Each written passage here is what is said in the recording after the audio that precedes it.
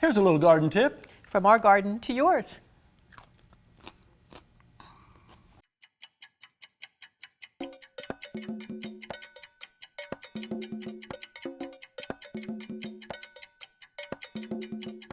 We hardly make it through the winter without some brown, and this year we have major damage. So what are you going to do? Well, that's the topic of our 2-minute pest.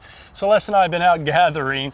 Your yard and my yard, yes. I know. And, you know, one of the major questions, Celeste, is, you know, when do you prune? How do you know how much to prune? Well, if it's something like this, I don't think it's going to be hard to tell, but suppose you have some green on the stems. Look at this. It's dark up here, then it gets green. How far are you pruning it back? But here's the other thing. Look, you go down here, there's brown again, and it keeps on going. Something like this, I'm going to prune it to the ground, probably. You're going to prune it to the ground. You almost have to. Yeah, it's okay. It's renewal pruning. Don't worry about it. It's going to come back. What do you got? I did it last year, and they came back beautifully. My spathiphyllum, of course, same thing. Even the bloom got torched a little bit by the cold. Yeah.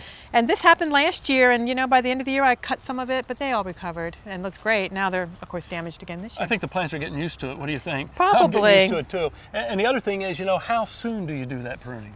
I usually wait till all the cold's over, you know, all danger of frost. You do it right away? When I can't stand the brown, that's when I do the pruning, and I'm impatient.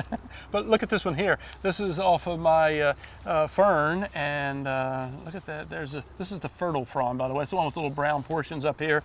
And what you find is that this was damaged, but up against the plant, they call them sterile fronds, the big green portion, it's okay. So I'll just pull this off, cut it off. It'll probably fall off anyway.